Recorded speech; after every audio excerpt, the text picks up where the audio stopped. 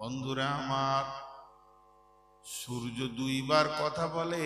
একবার সকালে উঠে তখন কথা বলে, একবার যখন সন্ধ্যায় ডুবে তখন কথা বলে। সকালে যখন উঠে তখন বলে, বিশ্ববাসী রে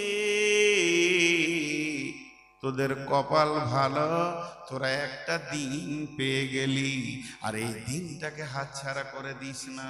যত গুনাহ করেছিস রবের কাছে একবার তওবা করে নে, কেঁদে নে, আর আজকের দিনে তুই জিন্দেগির মোড়টাকে ঘুরিয়ে নে। এতদিন পাপে ছিলি, এবার ভালোর দিকে আয়। ইন্নী ওয়াজ্জাহতু ওয়াজহিয়া লিল্লাযী ফাতারাস সামাওয়াতি ওয়াল আরদি হানিফা ওয়া মা আনা মিনাল মুশরিকিন। ঘুরে যা, ঘুরে যা, ঘুরে যা। যখন সূর্য পশ্চিম দিকে তুলু তুলু তুলু তুলু তুলু তুলু তুলু তুলু নিবু নিবু নিবু নিবু নিবু নিবু নিবু নিবু করে ডুবে যায়, তখন বিশ্ববাসীকে বলতে বলতে যায়, দুনিয়াওয়ালা রে, হতভাগার দল, আজকে 5 ওয়াক্তের নামাজে তোকে পাওয়া গেল না, আল্লাহর কাছে পাওয়া গেল না। তবে আমি চলে গেছি, একটা সংবাদ দিচ্ছি তোর কানে, তুই এটা নিয়ে নে। তুই কবরের দিকে একদিনের রাস্তা এগিয়ে গেলি, তোর কবর যত দূরে আছে, আজকে আমি ডুবে গেলাম মানে তুই কবরের দিকে একদিনের রাস্তা এগিয়ে গেলি। আল্লাহ তাবারাক ওয়া তাআলা বলছেন যে ওই ঘোড়ার কসম, আল্লাহ ঘোড়ার কসম খাচ্ছেন, যে ঘোড়া ঊর্ধ্বশ্বাসে দরে, ঊর্ধ্বশ্বাসে দরে মানে জিহাদের দিকে দরে, সেই ঘোড়ার কসম খাচ্ছেন। তারপরে কসম খাচ্ছেন ওই ঘোড়া, তার দাপট এত যে এত জোর যেসে যায়, তার পায়ে আগুনের ফুলকি উঠে যায়, ওই রকম ঘোড়ার কসম খাচ্ছে। কেন এগুলোর কসম খাচ্ছে? এর ভিতরে গভীর তত্ত্ব আছে। তারপরে আমি তত্ত্বগুলো বলছি না, পরে হবে ইনশাআল্লাহ। তারপরে বলছে ওই অভিযান প্রভাতকালে, সকালে রাসূল দেশ বিদেশে সফর করলে প্রভাতকালে তিনি নির্বাচন করতেন কোন দিকে জিহাদের ময়দান খুলতে হবে, কোন দিকে দাওয়াতকে পৌঁছাতে হবে, আজানের অপেক্ষা করতেন। এগুলো লম্বা লম্বা কথা। এবং ওই ঘোড়ার কসম তিনি খাচ্ছেন, যে ঘোড়া ধুলাকে উড়িয়ে দিয়ে চলে যায়, যার পেছনে ধুলার ধুলা দেখা যায়, তিনি ওই ঘোড়ার কসম খাচ্ছেন, যে ঘোড়া শত্রুদের মাঝে ঢুকে যায়। আল্লাহ তাবারাক ওয়া তাআলা বলছেন, আল্লাহ বলছেন, ওয়াল আদিয়াতি দবহান ফাল মুরিয়াতি কাদহান ফাল মুগীরাতি সুবহান ফাআসারনা বিহি নাকান ফাওয়াসাতনা বিহি জামাআ ইন্নাল ইনসানা লিরাব্বিহি লাকানুত। মানুষ হচ্ছে বড় অকৃতজ্ঞ, তার রবের ব্যাপারে নাফরমান। মানুষ এত বেঈমান, তার রব এত মজবুত, সে মারতে পারে, করতে পারে, তারপরেও তারা এত বড় বেঈমান। তাদের এই চরিত্রের ব্যাপারে তারাই হলো তাদের সাক্ষী। তারা কি জানে না কবর থেকে কি উঠানো হবে? আফালা ইয়ালামু ইদা বুসিরা মা ফিল কুবুর ওয়া হুসিলা মা ফিস সুদূর। যেদিন পৃথিবীর বুকটাকে চিড়ে ফেলে দেয়া হবে, ভিতরে যে মাল আছে সেগুলোকে তোলা হবে। অর্থাৎ এখানে খাস করে কবরবাসীর কথা বলা হয়েছে। আল্লাহ তাবারাক ওয়া তাআলা সূরা জুমারের ভিতরে বলেছেন, বিসমিল্লাহির রহমানির রহিম, ওয়া নুফিকা ফিস সূরি ফাসাইকা মান ফিস সামাওয়াতি ওয়া মান ফিল আরদি ইল্লা মান শাআল্লাহু সুম্মা নুফিকা ফিহি উখরা। প্রথম সূর যখন ফুঁকে দেয়া হবে, বিশ্বে যত মানুষ আছে মাটি জালজালা হবে, সব মাটির ভিতরে চাপা পড়ে যাবে। এই অবস্থায় পৃথিবীটা শূন্য অবস্থায় থাকবে। তার মানে বলা হয়েছে কবরে সব থেকে কম দিন কে শুবে, কতদিন শুবে? আদম আলাইহিস সালাম কখন শুয়েছেন, নূহ আলাইহিস সালাম কখন শুয়েছেন, লূত আলাইহিস সালাম কখন শুয়েছেন, কত পুরুষ কত মহিলা কোটি কোটি বছর কবরে শুয়ে রয়েছে, তারা আর কতদিন কতদিন শুয়ে থাকবে আর আপনি আমি কতদিন থাকবো, এর কোনো হিসাব কোরআনে আসেনি, এর কোনো হিসাব হাদিসে আসেনি। আল্লাহ বলেননি, নবীজি বলেননি। তবে আল্লাহ একটা কম সময়ের কথা বলেছেন। সব থেকে কম সময় যে লোকটা কবরে শুবে, ওর থেকে কম আর হয় না। তাকে 40 বছর শুয়ে থাকতে হবে। সূরা জুমারের ভিতরে আছে, প্রথম সুর ফুঁকলে বিশ্বটা ভেঙে সলিল সমাধি হয়ে যাবে। যত মানুষ বেঁচে থাকবে সব মরে যাবে। এরপরে পৃথিবীটা শূন্য অবস্থায়, সূর্য থাকবে না, চাঁদ থাকবে না, গাছপালা থাকবে না, কিছুই থাকবে না। Zero zero zero zero zero zero zero zero. শুধু আমার রব থাকবেন, আর রবের কুদরতে আল্লাহ যাকে যাকে রাখবেন। এখানে আবার লম্বা তফসির আছে, সেদিকে আমি যাচ্ছি না। যাকে যাকে আল্লাহ রাখবেন সে থাকবে। এই অবস্থায় চলবে কতদিন? 40 বছর পর যখন ইসরাফিল দ্বিতীয় সুর ফুঁকে দেবে, তখন কবর থেকে পঙ্গপালের মতো দল দল উঠবে। আল্লাহ তাবারাক ওয়া তাআলা বলছেন, ওয়াইদাল কুবুর বুসিরাত, আমি কবর থেকে যখন তুলব রে, কার ক্ষমতা হবে না। কবরে লুকিয়ে থেকে যায়, মাটির কোণাতে থেকে যায়, পাথরের নিচে থেকে যায়। ইন্নামা হিয়া জাজরাতু ওয়াহিদা ফাইদা হুম বিসাহিরা, আমি এমন একটা হুঙ্কার মারব, সবগুলোকে জমা করব এবং তাদের হিসাব নিকাশ শুরু করে দিব। কতক্ষণ হলো? 1 ঘন্টা হয়নি? তখন থেকে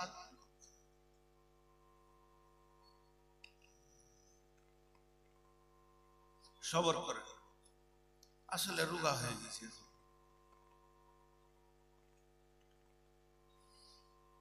ওই কথাগুলো কানে পড়ছে তো মনে হচ্ছে পড়ে যায় মাথা করে, মানুষকে চাপ দিয়ে কথা বলতে। আমিও মানুষ, মেশিন, মেন্টাল চাপ। কার বাবার ক্ষমতা আছে ফজর পর্যন্ত চালায়, ওই লোকটাকে দেখবো। আমি রুগী, কোন রুগীকে এইভাবে কথা বলতে হয় না, বরং সহানুভূতি দিয়ে কথা বলতে হয়। ভাই কিছু বলেন, তাহলে আস্তে আস্তে আগে বাড়বে। আর টালবাংলার লোক জেনে নেন, আমি এখানে অন্তত গাফলতির নজরে আসি। বাস যেটুকু করছি দিল থেকে করছি, এরপরে আরো গভীরের দিকে যাচ্ছি।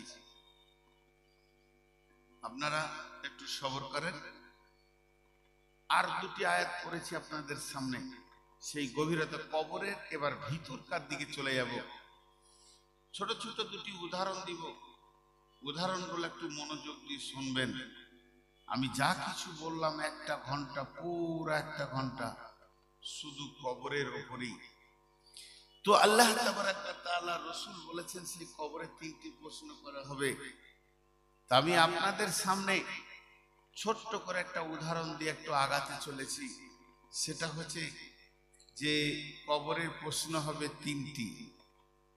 কবরের প্রশ্ন হবে 3টি। মান রব্বুকা, মা দীনুকা, ওয়া মান নবিয়ুকা। একজন ইহুদি মেয়ে রাসূলুল্লাহ সাল্লাল্লাহু আলাইহি ওয়াসাল্লামের ঘর এলেন। আম্মা জান আয়েশাকে বললেন, কিছু আছে মা, আমাকে দেন ভিক্ষা।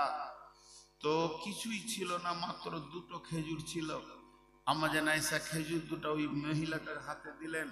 তো এমনি করে হাতে নিয়ে ইহুদিদের মেয়েটা আল্লাহর আম্মা জান আয়েশাকে দোয়া দিচ্ছেন, আল্লাহ তোমাকে যেন কবরের আযাব থেকে মুক্তি দান করেন। আম্মা জান আয়েশা বলছেন, কবরের আযাব? তো ওটা মনে রেখেছেন।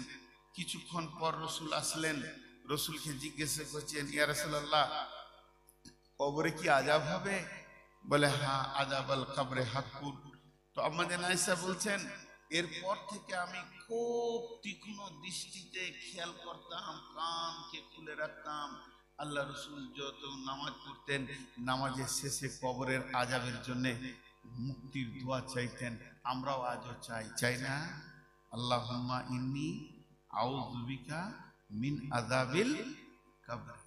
দেখেন এটা কত জটিল, যেটা নামাজে ফিটিং করে গেছেন বিশ্বনবী। কবরের আযাব এত ভয়ানক।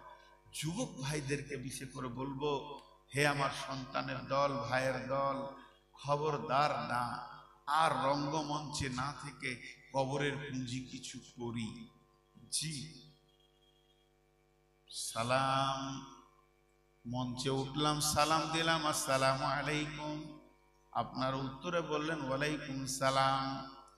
পৃথিবীর বুকে যার সঙ্গে যার দেখা হয় আসসালামু আলাইকুম, এক ইমানদার আর এক ইমানদারকে দোয়া দেয়, তিনিও বলেন ওয়ালাইকুম সালাম।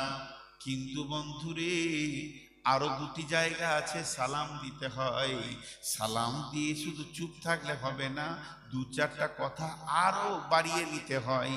সেখানে উত্তরের অপেক্ষা করা যাবে না। যখন আপনি মসজিদে ঢুকবেন, ওয়াসসালাতু ওয়াসসালামু আলাইকা ইয়া রাসূলুল্লাহ, আল্লাহুম্মা আফতাহলি আবওয়াবা রাহমাতিকা, আসসালামু আলাইকুম আল্লাহুম্মা আফতাহলি আবওয়াবা রাহমাতিকা। তার মানে হচ্ছে মসজিদে তুমি সালাম দিয়ে ঢুকো, মসজিদ ঢুকার তুমি দোয়া পড়ো। ঢুকে দেখলে কেউ নাই, আমি সালাম দিলাম কাকে? জি না, আল্লাহর কোনো মসজিদ ফাঁকা থাকে না। প্রতিনিয়তে প্রতি টাইমে কোনো জিন কোনো ফেরেশতা আল্লাহর ইবাদতে রয়েছে। অতএব তুমি মসজিদে ঢুকবে, সালাম দাও। বিশ্বনবী বলছেন আর একটা জায়গা যখন তুমি যাবে সেখানেও সালাম দাও, কিন্তু উত্তরের অপেক্ষা করিও না। সেটা কোন জায়গা? সমস্ত মৃত ব্যক্তি যেখানে আছে ওই জায়গায় যখন যাবে তো বলো আসসালামু আলাইকুম ইয়া আহলাল কুবুরি ইয়াগফিরুল্লাহু লানা ওয়া লাকুম ওয়া আনতুম সালাফানা ওয়া নাহনু বিল আসরি। আসসালামু আলাইকুম, হে আহলাল কুবুরে, ও কবরবাসী রে, তোমাদের ওপরে আল্লাহর শান্তি বর্ষিত হোক। আর কি? ইয়াগফিরুল্লাহু লানা ওয়া লাকুম, আল্লাহ তোমাদেরকে মাফ করুন, আল্লাহ আমাকেও মাফ করে দেন। ওয়া আনতুম সালাফানা, তোমরা আগে এসছো, ওয়া নাহনু বিল আসরি, আর তোমরা যেখানে এসেছো আমরাও পেছনে পেছনে পেছনে পেছনে ওখানেই আসছি। বিশ্বনবী বললেন ইদা উদিয়াল মাইয়াতু ফিল কাবারি আতাহু মালাকানি, যখন কবরে দুটি মাইয়াতকে রাখা হয় তখন দুইজন এক্সামিনার আসে এবং প্রশ্ন করে মান রব্বুকা মা দীনুকা ওয়া মান নবিয়ুকা, তোমার দ্বীন কি, তোমার নবী কে এবং তোমার আল্লাহ কে, তোমার রব কে। তিনখানা প্রশ্ন করা হবে। এখন দুটি কথা আপনাদেরকে জিজ্ঞেস করব, একটু ধ্যানের সঙ্গে শুনবেন এবং উত্তর দেবেন। আমি অন্য জায়গায় এসে পৌঁছে গিয়েছি, বহুত কথা হচ্ছে কবরের উপরে। কি এটা চলছে নভেম্বর মাস, সামনে আসছে ডিসেম্বর, জানুয়ারি, ফেব্রুয়ারি, মার্চ। মার্চে এপ্রিলে মাধ্যমিক পরীক্ষা হবে, তাহলে ডিসেম্বর, জানুয়ারি, ফেব্রুয়ারি, মার্চ, এপ্রিল 3 মাস 4 মাস আছে মাধ্যমিক পরীক্ষা হবে।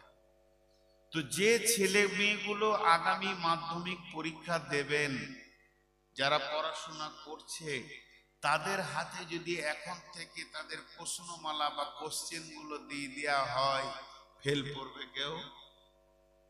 3 মাস আগে দেয়া হলো কোশ্চেন, কি কি প্রশ্ন আসবে, একদম সরকারি কোশ্চেন ওদের হাতে দিয়ে দেওয়া হলো। একবার আপনারা বলেন কেউ ফেল করবে? তারা আপনারা বুঝতে পারেননি মনে হয়, কেউ ফেল করবে না। আহা। নাম্বার 2, যদিও ফেল করে, যদিও ফেল করে, তাহলে 2025 সালে আবার পরীক্ষা দেওয়ার চান্স পাবে কি পাবে না? 26 সালে পাবে কি পাবে না? কথা বলে না, পাবে। তাহলে ফেল করবে না, আর করলে দ্বিতীয় চান্স পাবে। 3 নম্বর প্রশ্ন করে এবার আমি কথাটা বলবো। 100-তে 33 পেলে পাস। 100 মার্কের কোশ্চেন যদি হয় আর কোন ছেলে যদি 33 পায়, তো সারা পৃথিবীর শিক্ষা বিভাগে যারা আছে তারা বলছে ওকে দ্বিতীয় ক্লাসে বসতে দাও, ওর থেকে নিচে পেলে ও যোগ্য নয়। তাহলে 3 ভাগের 1 ভাগ, 3 ভাগের 1 ভাগ নাম্বার পেলে পাস। চলেন, এটা হলো মাধ্যমিক পরীক্ষার খবর। কিন্তু মাধ্যমিক পরীক্ষায় পাশ করলে কি হবে কি হবে কি হবে কি হবে না এইচএস করতে পাবে, এর থেকে আর কিছু নয়। ডাক্তার হবে, ইঞ্জিনিয়ার হবে, আইএসআই অফিসার হবে, এর থেকে আর কিছু নয়। উকিল হবে, জজ হবে, এর থেকে আর কিছু নয়। মাধ্যমিক পরীক্ষায় এক চান্সে না পেলে দ্বিতীয় চান্স পাবে, আর 3/1 নম্বর নিতে হবে। আগে থেকে কোশ্চেন বেরিয়ে গেলে সবাই পাস করে যাবে। আমার আল্লাহ কত বড় মেহেরবান, আমার আল্লাহ কত বড় দয়াবান। 1400 বছর আগে কবরের প্রশ্নের কোশ্চেনকে আউট করে দিয়েছি, কোন কোশ্চেনকে গোপনে রাখেনি। নবীজি বলেছেন মান রব্বুকা মা দীনুকা ওয়া মান নাবিয়ুকা। শুধু তাই নয়, উত্তরটাও নবীজি বলে দিয়েছেন, রব্বি আল্লাহ, নবী মুহাম্মদ সাল্লাল্লাহু আলাইহি সাল্লাম, দীনুল ইসলাম। তাহলে আল্লাহ কত মেহেরবান, তার বান্দা পাস করে যাক।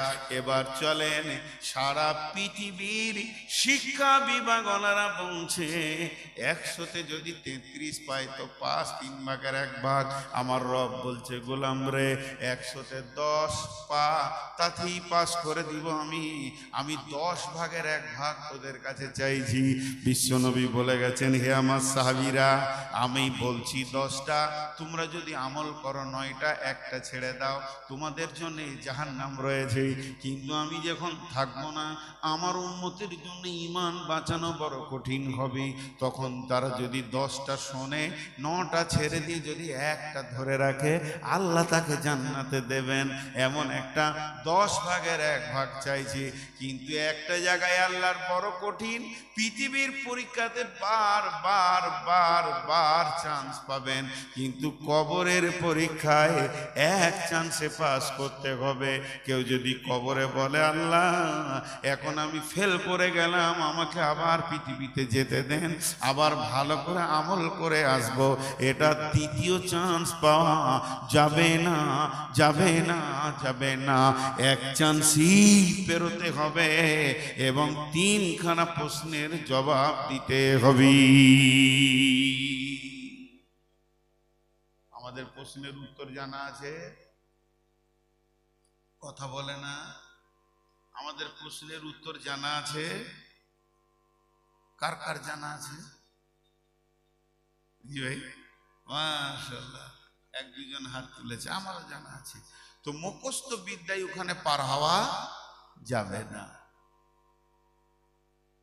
মুখস্থ বিদ্যায় ওখানে পার হওয়া যাবে না, সে চান্সটা নাই। তাহলে পার হবে কি করে? একটা উদাহরণ দিব, এর আগেও দিয়েছি। উদাহরণটা কি, যে ময়না পাখি কি বলে? কথা বলে। ময়না পাখি কথা বলে? জি না, বুলি বলে। বুলি আর কথার পার্থক্য আছে। ওকে শিখিয়ে দিয়েছে আসসালামু আলাইকুম, কেমন আছে, ও ওইটাই বলবে, তার বেশি কিছু বলতে পারবে না। আসসালামু আলাইকুম, কেমন আছে। যদি ওকে ওই লোকটা বলে ওয়ালাইকুম সালাম, ভালো আছি আলহামদুলিল্লাহ, আমি ভালো, আমার বাপ ভালো, তুই কেমন আছিস, আর কিছু তাল পাবে? তাল যদি না পায় তাহলে বুলি কোনো কাজে লাগে না। তাহলে শিখে মুখস্থ বিদ্যা দিয়ে কবরে পার হওয়া যাবে না। তাহলে সব মৌলবিটি জান্নাত চলে যেত। ও মৌলবি কেন, যে মাদ্রাসায় 2 বছর 5 বছর পড়েছে, ও জান্নাত চলে যেত, ওকে আর কেউ রুখতে পারতো না।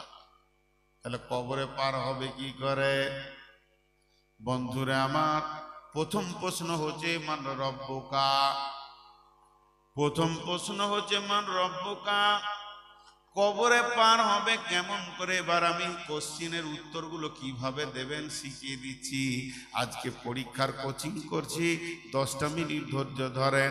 যখন বলা হবে মান রব্বুকা, তখন ওই লোকটা বলবে রব্বি আল্লাহ। এখানে একটা ছোট প্রশ্ন, আপনারা আমার সঙ্গে একমত হলে হ্যাঁ বলবেন। আল্লাহর রাস্তে দিচ্ছি, উঠাউঠি করিয়েন না।